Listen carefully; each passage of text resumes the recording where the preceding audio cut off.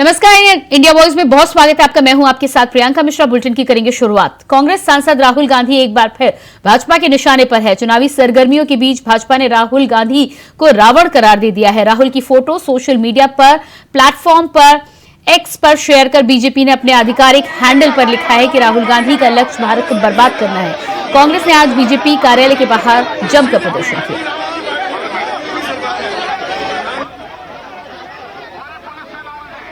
इस मामले पर जम्मू कश्मीर की पूर्व मुख्यमंत्री महबूबा मुफ्ती ने भी बीजेपी पर निशाना साधा है। बीजेपी ने राहुल गांधी को राम और धर्म विरोधी बताया है।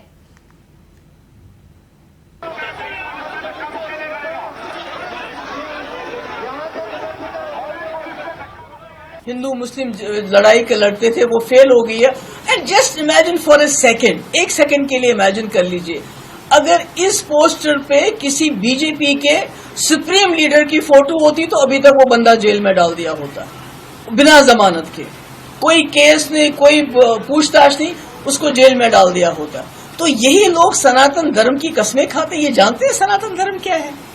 सनातन धर्म यही सिखाता है कि आप अपने जो आपका अपोनेंट है उसको रावण बताओ। अरे ये तो सनातन धर्म से बहुत दूर है। ये तो बड़े ही भ्रष्ट लोग हैं, इन्होंने तो बेड़ा गर्क कर रखा है। सनातन धर्म कहते हैं वासुदेवा कुटुंबकम। ये किसको मानते हैं? ये किसको मानते हैं? फैमिली। हाँ, हो सकता है पूरी दुनिया को फैमिली मानते हो, पूरी दुनिया में जाते हैं, वहां मस्जिदों में सलाम करते हैं, वहां मुसलमान लीडरों के गले मिल जाते हैं, पर यहाँ इस मुल्क में तो मुसलमानों को लिंच करते हैं। ये झूठ बोलते हैं। आपका सनातन धर्म बोलते हैं सच बोलो। ये सच बोलते हैं क्या? वो अहिंसा का पाठ पढ़ाता है। ये अहिंसा में यकीन रखते हैं क्या? ये तो छोटे छोटे नौजवान लड़कों को, गरीब बच्चों को, जिनको नौकरी नहीं दे पाते हैं, उनको जाके बोलते हैं जय श्री राम बोल के मुसलमानों को लिंच करो। और जय श्री नाम के पावन नाम को भी ये इसी तरह इस्तेमाल करते हैं। तो क्या है ये लोग? कुछ शर्म आनी चाहिए।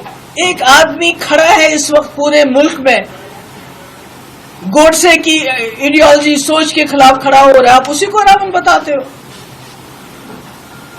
अरे आपने तो गोडसे की फौज पैदा कर दी। यहां से तो एक गांधी बनने की कोशिश कर रहा है, आपने तो गोडसे की फौज पैदा कर दी है पूरे मुल्क में।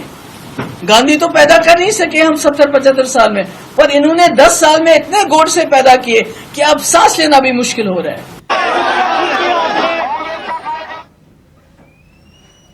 और इसी खबर पर हमारे साथ दिल्ली से संवाददाता अजीत कुमार लाइव जुड़ चुके हैं। जी अजीत, जिस तरह से भारतीय जनता पार्टी के एक्स हैंडल से राहुल गांधी को रावण बताकर पोस्टर जारी किया गया है, उस पर महबूबा मुफ्ती का भी लंबा चौड़ा बयान निकलकर सामने आ रहा है, क्या कुछ ताजा अपडेट है?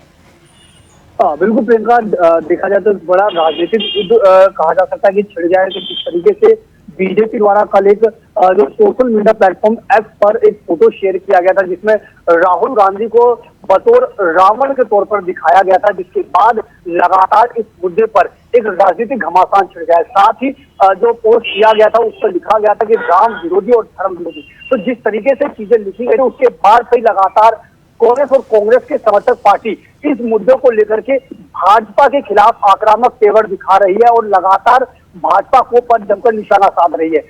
उसी फैसले में महबूबा मुफ्ती ने भी अपनी प्रतिक्रिया देते हुए बीजेपी पर जमकर निशाना साधा है। जी प्रियंका। जी बिल्कुल, तो बीजेपी पर यहाँ पर निशाना तो साधा है। महबूबा मुफ्ती का ये भी कहना है कि सनातन के विपरीत है। जिस तरह का काम यहाँ पर भारतीय जनता पार्टी ने किया है, सनातन ऐसा कुछ भी नहीं सिखाता है। बिल्कुल प्रियंका, जिस तरीके से आरोप और प्रत्यारोप का दौर एक बार फिर से शुरू हो गया, वही कांग्रेस की तरफ ये बात भी विशेष तौर पर रखी गई है कि अगर जहां पर राहुल गांधी के बदले अगर किसी भाजपा नेता की फोटो होती और उन्हें बतौर रावण पेश किया जाता तो शायद अब तक उन नेता के खिलाफ कोई ना कोई कार्रवाई हो जाती। लेकिन यहाँ पर भाजपा ने एक्स पर ये पोस्ट किया है तो उनके खिलाफ अभी तक कोई कार्रवाई नहीं हुई है। तो निश्चित तौर पर कहा जा सकता है कि जिस तरीके से राजनीतिक घमासान एक नया धर्म विरुद्ध बन चुका है, धर्म युद्ध का रूप लेता जा रहा है, उसमें कहीं ना कहीं आरोप और प्रत्यारोप का दौर शुरू हो चुका है। फिलहाल लगातार जो प्रतिक्रिया है वो सामने आ रही है। हालांकि बीजेपी की तरफ से अभी ऐसा कुछ नया प्रतिक्रिया सामने नहीं आई है। जी बिल्कुल अजीत, तो जिस तरह से भारतीय जनता पार्टी की तरफ से अभी कोई बयान नहीं आया है, लेकिन जाहिर सी बात है पोस्टर यहाँ पर जारी किया गया है। धर्म की बात हो या आरोप प्रत्यारोप की बात हो, लगातार कांग्रेस के द्वारा भारतीय जनता पार्टी पर लगाया जाता है। और भारतीय जनता पार्टी अब जिस तरह से इस पोस्टर के सहारे राजनीति कर रही है, क्या लग रहा है आपको कि 2024 से पहले दोनों ही पार्टियां अपनी धार तलवार तेज करने में जुटी हैं और कोई कोर कसर नहीं छोड़ रही है एक दूसरे को नीचे दिखाने का। बिल्कुल प्रियंका, देखिए सबसे पहली चीज तो ये कि पहला मौका नहीं है। इससे पहले भी राहुल गांधी पर इस तरीके से धर्म विरोधी या धर्म को लेकर के भाजपा द्वारा कई आरोप लगाए जाते रहे हैं। वहीं जबकि अब अगर हम बात करें तो इस समय राहुल गांधी लगातार कभी मंदिर तो कभी गुरुद्वारा, इस तरीके से तमाम धर्म स्थल पर, धार्मिक स्थानों पर पहुंच रहे हैं और वहां पर अपनी उपस्थिति दर्ज करा रहे हैं। तो कहीं ना कहीं कहा जा सकता है कि जल्द ही 2024 में लोकसभा के चुनाव आ रहे हैं, तो कहीं ना कहीं उन्हीं चुनाव को लेकर के ये एक आरोप और प्रत्यारोप एक कहा जा सकता है कि सिलसिला है। और कहीं ना कहीं उसी के तहत ये जो फोटो है शेयर की है जिसमें राहुल गांधी को बतौर रावण पेश किया गया है। जी प्रीति। जी बिल्कुल अजीत, इस तमाम जानकारी के लिए बहुत बहुत शुक्रिया आपका। और इसके बाद बात करेंगे अगली खबर की। यूपी के शाहजहांपुर में किए जा रहे सड़क निर्माण में कथित तौर पर कमीशन न देने पर विधेयक के गुर्गों ने साइट पर जाकर न सिर्फ काम कर रहे कर्मचारियों को पीटा बल्कि जेसीबी से आधा किलोमीटर तक सड़क को खोद डाला। इस पूरे मामले में पीडब्ल्यूडी विभाग से लेकर प्रशासनिक अधिकारियों में हड़कंप मच गया। अधिकारी मौके पर पहुंचे और मामला शाहजहांपुर डीएम उमेश प्रताप सिंह के संज्ञान में आने के बाद तत्काल मुकदमा दर्ज करने के बाद निर्देश जारी किए गए।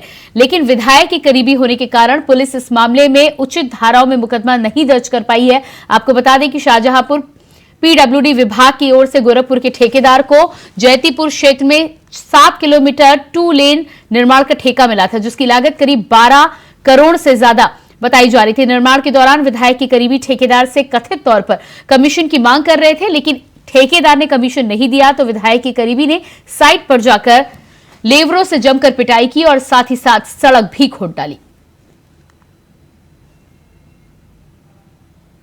तो ये तस्वीरें आप देख पा रहे हैं, शाहजहांपुर की तस्वीरें बताई जा रही हैं। बताया जा रहा है कि ठेकेदार की कमीशन ना देने पर यहां पर कहीं ना कहीं नेताजी के रिश्तेदार को गुस्सा आया है और उसका नतीजा यहां पर उसका खामियाजा जाहिर सी बात है जनता को भुगतना पड़ेगा। खुदी हुई सड़क यहां पर नजर आ रही है। और इसी खबर पर हमारे साथ शाहजहांपुर से संवाददाता सईद रिजवान लाइव जुड़ चुके हैं। जी सईद, जिस तरह से ये सड़क हम देख पा रहे हैं, साफ तौर पर यहां पर नेताजी और ठेकेदार के बीच जो भी कहा सुनी हुई हो, जो भी मारपीट हुई हो, उसका खामियाजा जनता और साथ ही साथ लेबर को भुगतना पड़ा है। जी, जैसे कि रोड खोदने का मामला सामने आया है, ये बताया जा रहा है ये सत्ताधारी के करीबी गुर्गे हैं और प्रतिनिधि भी अपने आप को बताते हैं। इन्हीं ने कमीशन ना मिलने के उपरांत अपने 10-15 गुंडों के साथ लेके आधा किलोमीटर तक जेसीबी बुलडोजर से खोद दी, जिसके सड़क तो खोदी साथ में वहाँ पे मजदूर कार्य कर रहे थे, उनसे भी मारपीट की। मारपीट के बाद वहाँ के जो ठेकेदार थे, एंटरप्राइजेस के गोरखपुर के ठेकेदार हैं, उन्होंने फिर तहरीर दी। तहरीर में गंभीर धाराओं में मुकदमा दर्ज नहीं हुआ, जो इसमें गंभीर धाराओं मुकदमा तो उनका पंजीकृत हो गया है, लेकिन इससे इनसे सत्ताधारी का दबाव भी है और इन पे प्रेशर भी है। जी बिल्कुल, तो इस पूरे केस में जिस तरह से पुलिस के आला अधिकारी भी वहां पर पहुंचे थे, ये जाहिर सी बात है कि कहीं ना कहीं दबाव के चलते गंभीर धाराओं में मुकदमा दर्ज नहीं हुआ, पर क्या कुछ निकलकर सामने आ रहा है? क्या उनसे सवाल किए गए? क्या कुछ कहते नजर आ रहे हैं? जी, जैसे कि पुलिस प्रशासन वहां पहुंचा था, लेकिन इनकी एफआईआर नहीं दर्ज हुई थी। फिर वो डीएम उमेश प्रताप मिले, उन्होंने फिर एकदम तत्काल कार्रवाई कराने के निर्देश दिए, फिर उसमें मुकदमा पंजीकृत हुआ। लेकिन जो मुकदमा पंजीकृत हुआ उसमें कोई भी ऐसी गंभीर धारा नहीं है जिसमें यह तुरंत की अरेस्टिंग हो। इस पे उन्होंने फिर बात की यदि प्रशासन से कि इनसे धाराएं इनमें बढ़ाई जाए और इन्हें तत्काल पकड़ा जाए, इन पे जो उचित कार्रवाई हो वो की जाए, और जो भी ये इन्हें नुकसान किया है ऊपर से निर्देश मिले इन्हीं की प्रॉपर्टी से बेच के वसूल की जाए। जी बिल्कुल, तो ये मांगे तो यहाँ पर की गई हैं, लेकिन जिस तरह से आपने कहा है कि गंभीर धाराओं में मुकदमा तक दर्ज नहीं हुआ है, क्या ऐसा लगता है कि ये मांग जो है वो पूरी हो पाएंगी? जैसे कि बात तो पूरी क्या, मतलब इसका प्रेशर तो इनका बनाया गया सत्ताधारी के, भाई विधायक है, मौजूदा विधायक है, प्रिंस कहते हैं, और ये विधायक है, दूसरी बार विधायक बने हैं और इन्हीं के प्रतिनिधि हैं। मामला ये है कमीशन का है, जो कि कमीशन मांगने गए थे, इन्हें नहीं मिला, अपने 10-15 गुंडों के साथ गए और वहां पे जेसीबी से लगभग 500 मीटर यानी आधा किलोमीटर रोड खोदी और वहां मारपीट भी की थी, जो कि मुकदमा लिखवाया गया, लेकिन मुकदमा नहीं लिखा गया। फिर उसके बाद जिलाधिकारी से मिलेगा, जिलाधिकारी से मिलने के बाद उन्होंने तत्काल इससे मुकदमा लिखवाया। मुकदमा लिखवाने से लेकिन पुलिस इसमें दबाव में है, क्योंकि मुकदमा तो लिखा लेकिन गंभीर धाराओं में नहीं लिखा।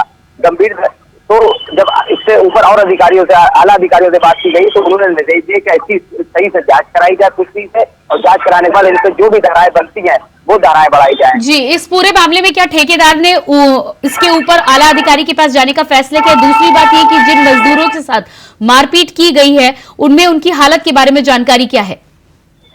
उनकी हालत की जैसे मारा पीटी हुई है, देखिए ज्यादा मारा पीटी नहीं हुई है, मतलब जैसे मारा, जैसे काम कर रहे थे एकदम दौड़ पड़े मारने, किसी के 2 हाथ मारे, किसी के फड़ुआ फेंक दिया, फिर एकदम लेबर को भाई गरीब थे वो वहां से भाग खड़े हुए, लेकिन वहां एकदम दहशत का माहौल उजागर कर दिया और फिर उससे बुलडोजर से सड़क तोड़ दी पूरी। जी बिल्कुल सही सईद, इस तमाम जानकारी के लिए आपको बहुत बहुत शुक्रिया। और इसके बाद बात करते हैं अगली खबर की। राजस्थान से अगली खबर सामने आ रही है। राजस्थान, मध्य प्रदेश, छत्तीसगढ़ और तेलंगाना समेत 5 राज्यों के विधानसभा चुनाव के लिए कभी भी बिगुल बज सकता है। चुनाव आयोग की टीम गुरुवार को तेलंगाना में चुनाव पूर्व समीक्षा के लिए पहुंची। इसके बाद दिल्ली में शुक्रवार को मीटिंग बुलाई गई है। इसमें सभी 5 राज्यों में चुनावी तैयारियों की समीक्षा की जाएगी। माना जा रहा है कि इस मीटिंग के बाद कभी भी चुनाव की तारीखों का ऐलान किया जा सकता है और सभी चुनावी राज्यों में अधिसूचना लग जाएगी। चर्चा है कि चुनाव आयोग इस शनिवार से सोमवार के बीच किसी भी दिन तारीखों का ऐलान कर सकती है।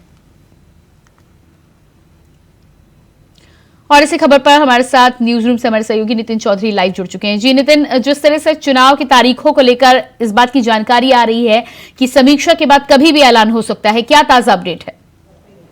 देखिए प्रियंका, बिल्कुल राजस्थान, मध्य प्रदेश, छत्तीसगढ़, मिजोरम और तेलंगाना में होने वाले चुनावों को देखते हुए छत्तीसगढ़ के जो और जिस तरीके से चुनाव नज़दीक आ रहे हैं, ऐसे ऐसे बगुल जो है काफ़ी तेज बज चुका है। चुनाव आयोग ने आज प्रेस कॉन्फ्रेंस की और प्रेस कॉन्फ्रेंस करने का मतलब यह है कि शनिवार या सोमवार तक कभी भी तारीखों का ऐलान हो सकता है। जिस तरीके से तमाम राजस्थान में जो सहित 5 राज्यों में होने वाले विधानसभा चुनावों को देखते हुए तो इसमें जो बगुल है वो कभी भी बच सकता है, क्योंकि देखा जा रहा है कि राजस्थान में भी काफ़ी लोग, कांग्रेस पार्टी है और तमाम ऐसे बीजेपी पार्टियां लगातार तमाम मुद्दों पर जो बातें कर रही है और कहा जा रहा है कि चुनाव आयोग की तरफ से जिस तक तारीख का ऐलान होगा उस तारीख में चुनाव कराए जा सकते हैं। लेकिन उसमें बता दें कि 900 चुनावी जो शामिल हुए हैं, इसमें जनरल वार्ड तमाम ऐसे ऐसे वो अधिकारी थे जिस मौके पे पहुंचे थे। 223 विधानसभा सीटों पर चुनाव ये होना है। जी बिल्कुल, तो कभी भी ऐलान हो सकता है। समीक्षा यहाँ पर की गई है, इशारा उन्होंने साफ कर दिया है। लेकिन क्या लगता है आपको कि अलग अलग राज्यों को लेकर कब कब तारीखें आ सकती हैं, क्योंकि कुछ अटकलें भी पहले से लगाई जा रही थी? देखिए प्रियंका, बिल्कुल जिस तरीके से जो अटकलें थी वो काफ़ी लगातार लग रही थी और कहा जा रहा था कि जिस तरीके से चुनाव आयोग ने आज पूरी तरीके से साफ कर दिया है कि शनिवार या सोमवार तक 10 तारीखों का ऐलान कर दिया जाएगा। जो 5 राज्यों में जो चुनाव होने हैं उन चुनावों की तारीखों का ऐलान कभी भी बच सकता है, बिल्कुल कभी भी बच सकता है। और उसमें साफ तौर पे कहा जा रहा था जो अटकेल थी वो काफ़ी लग रही थी, चाहे राजस्थान हो या तेलंगाना हो या मध्य प्रदेश, कोई से भी ऐसा राज्य हो जिसमें चुनावों की तारीखों का ऐलान आने के बाद तमाम पार्टियों की निगाह रखी हुई है। जब चुनाव आयोग की तरफ से जो है तारीखों का ऐलान हो जाएगा, ऐसे ही तमाम पार्टियां जो हैं अपने बिगुल बजाएगी और साथ मैदान में उतरेगी, तमाम ऐसे मुद्दों को देखते हुए और अपने प्रत्याशियों को जिताने के लिए पूरी तरीके से कोशिश करेगी। जी बिल्कुल, तो यहाँ पर प्रयासों की तो बात हो ही रही है। इस बात का अंदेशा भी साफ हो गया है। चुनाव आयोग की तरफ से समीक्षा बैठक भी की गई थी, मीटिंग भी हुई थी। इस पूरे मामले में मध्य प्रदेश में भी जब पहुंचे थे चुनाव आयोग के लोग तो उनका कहना था कि कभी भी तारीखों का, तो क्या कुछ राज्यों में जो तारीखों की बात हो रही थी उससे पहले भी ऐलान हो सकता है? देखिए बिल्कुल, जिस तरीके से मध्य प्रदेश में चुनाव आयोग की समीक्षा बैठक हुई थी, चुनाव आयोग के लोग वहां पहुंचे थे, तो उसमें जो है कभी भी जिस तरीके से जो ऐलान की जो बात है वो ऐलान चुनाव आयोग कभी भी कर सकता है कि कौन सी तारीख में जो चुनाव है वो कराया जाएगा। और चुनाव की तारीख का ऐलान जैसे ही होगा, मध्य प्रदेश हो या राजस्थान हो या तेलंगाना हो या कोई सा भी राज्य हो, जिन 5 राज्यों में चुनाव होना है, उस तारीख का ऐलान का लोग इंतजार कर रहे हैं। पार्टी के तमाम ऐसे नेता इंतजार कर रहे हैं कि वो तारीख कब आए, कब वो ऐलान हो। जैसे ही चुनाव प्रचार के लिए तमाम ऐसे चुनाव आयोग की तरफ से और तमाम पार्टी के जो प्रत्याशी हैं उन प्रत्याशियों के नाम की लिस्टों का ऐलान हो और ऐलान होने के बाद तुरंत अपने अपने क्षेत्र में, विधानसभा क्षेत्रों में पहुंचे। और साथ ये भी देखा जा सकता है कि अब की बार जैसे चुनाव आयोग की तरफ से तारीख के इंतजार करे, चाहे कोई सी भी पार्टी हो, चाहे कांग्रेस हो या बीजेपी हो, तमाम ऐसी पार्टियां हैं चुनाव आयोग की ओर से नजर बनाए हुए कि आखिर चुनाव आयोग जिस दिन तारीखों का ऐलान करेगा उसी दिन से चुनाव प्रचार तैयार करने के लिए प्रत्याशियों को उतारा जाएगा और प्रत्याशियों के लिए वोटें की मांगने की अपील की जाएगी। जी बिल्कुल नितिन, इस तमाम जानकारी के लिए आपका बहुत बहुत शुक्रिया। तो जिस तरह से हमारे सहयोगी नितिन इस बात की जानकारी दे रहे थे कि कभी भी अब चुनाव की तारीखों का ऐलान हो सकता है। इसके बाद रुक करते अगली खबर का। दिल्ली शराब नीति घोटाले में आम आदमी पार्टी के राज्यसभा सांसद संजय सिंह, दिल्ली से बड़ी खबर आ रही है। इस वक्त की दिल्ली से बड़ी खबर, संजय सिंह के करीबियों को ईडी का समन। संजय सिंह के करीबियों को ईडी का समन। सर्वेश मिश्रा आज ईडी के दफ्तर पहुंचे थे। दिल्ली से इस वक्त की बड़ी खबर, संजय सिंह के करीबियों को ईडी का समन। बताया जा रहा है कि सर्वेश मिश्रा आज दिल्ली के ईडी दफ्तर पहुंचे थे। बताया जा रहा है कि आमने सामने बिठाकर पूछताछ की जाएगी। दिल्ली शराब नीति में आम आदमी पार्टी के राज्यसभा सांसद संजय सिंह के 3 करीबियों सर्वेश मिश्रा, विवेक त्यागी और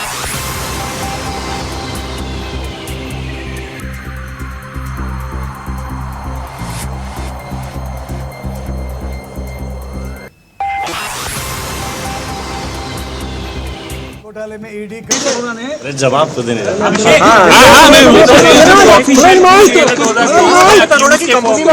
की विजय होगी, होगी, भरोसा रखिए आप लोग। सत्य की विजय होगी, भरोसा रखिए। सत्य की विजय होगी, सत्य की विजय होगी, सत्य जी। तो लगातार आपको बता दें कि जिस तरह से आम आदमी पार्टी के राज्यसभा सांसद संजय सिंह की गिरफ्तारी हुई और उसके बाद उनके 3 करीबियों को ईडी ने तलब किया है। बताया जा रहा है कि संजय सिंह की गिरफ्तारी पर सियासत भी तेज हो चुकी है। केजरीवाल ने आज गाजीपुर लैंडफील का दौरा किया है, तो वहीं बीजेपी पर निशाना भी साधा है। बीजेपी की तरफ से उनके आरोपों का जवाब दिया गया है।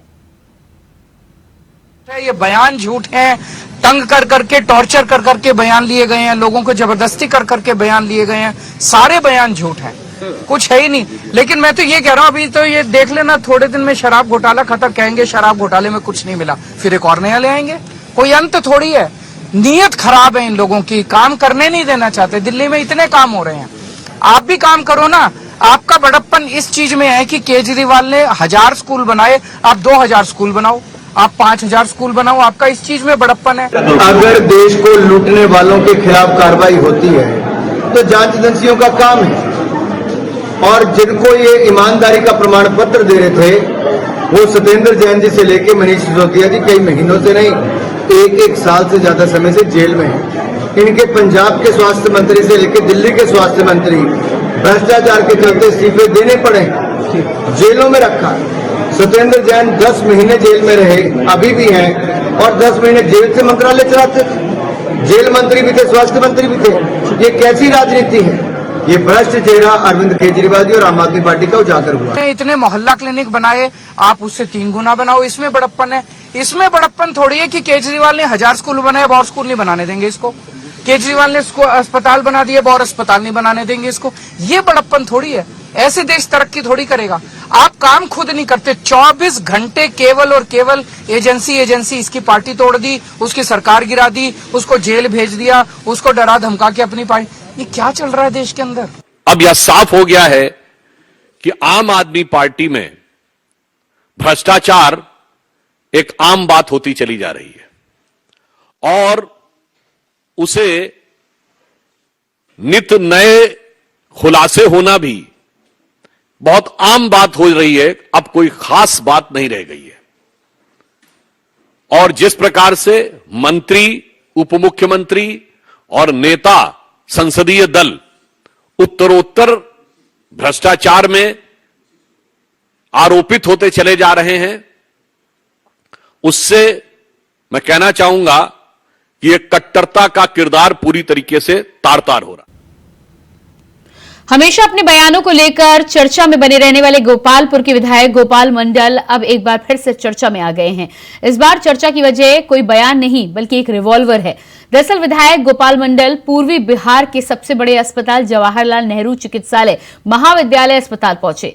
इस दौरान उनके हाथों में एक रिवॉल्वर थी। हाथ में रिवॉल्वर लिए विधायक जी का वीडियो सामने आते ही वो चर्चा में आ गए। बता दें कि गोपाल मंडल जवाहरलाल नेहरू चिकित्सा अस्पताल में अपने पोती अवनी का सीटी स्कैन कराने के लिए पहुंचे थे। इस दौरान लोगों ने उनके हाथों में रिवॉल्वर देखी। हाथ में रिवॉल्वर लेकर अस्पताल में पहुंचे विधायक गोपाल मंडल से जब इसके पीछे का कारण पूछा गया तो उन्होंने बताया कि रिवॉल्वर हाथ में नहीं तो क्या कमर में रखेंगे। इसके बाद मीडिया ने जब उनसे इसको लेकर कुछ सवाल किए तो वो भड़क उठे और गाली गलौज पर उतर आए।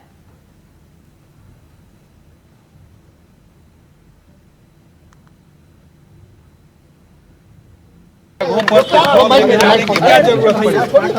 सवाल नहीं, हम जैसे है ना, बेल्टवा हम छूट गया, रिवॉल्वर ले लिए तो वो ये पैजामा में रखे, जैसे सीढ़ी पर कदम रखे ना तो वो हुआ क्या, वो स्लिप कर गया।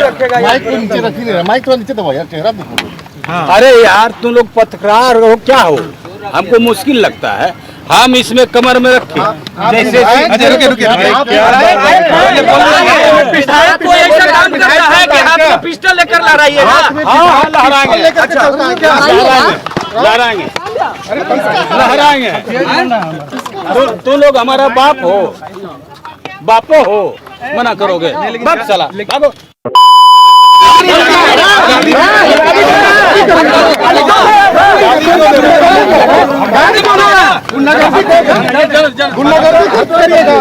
जदयू का यही संस्कृति है क्या? झारखंड कांग्रेस के प्रभारी अविनाश पांडे अपने 3 दिवसीय दौरे पर झारखंड पहुंचे हैं। बता दें कि अविनाश पांडे प्रदेश कांग्रेस के द्वारा आयोजित विभिन्न कार्यक्रमों में शामिल होंगे। वहीं भाजपा के द्वारा राहुल गांधी को नए युग के रावण बताने पर अविनाश पांडे ने इसकी निंदा की। कहा कि इंडिया गठबंधन से वर्तमान केंद्र सरकार घबराई हुई है, यही वजह है कि इस तरह के कारनामे किए जा रहे हैं। जनता सब जान चुकी है, 2024 में इसका करारा जवाब दिया जाएगा।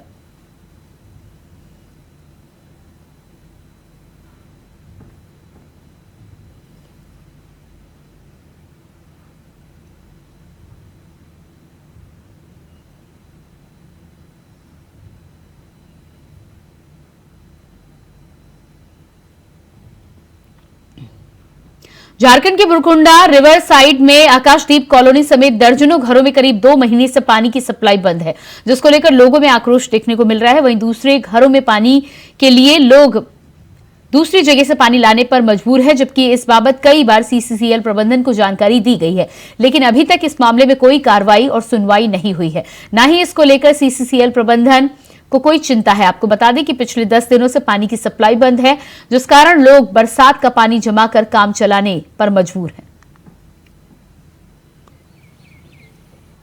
प्रबंधक पानी देना होगा, प्रबंधक पानी देना होगा, प्रबंधक पानी देना होगा, प्रबंधक पानी देना होगा। और इसी के साथ फिलहाल इस बुलेटिन में इतना ही। खबरों का सिलसिला जारी रहेगा। नमस्कार।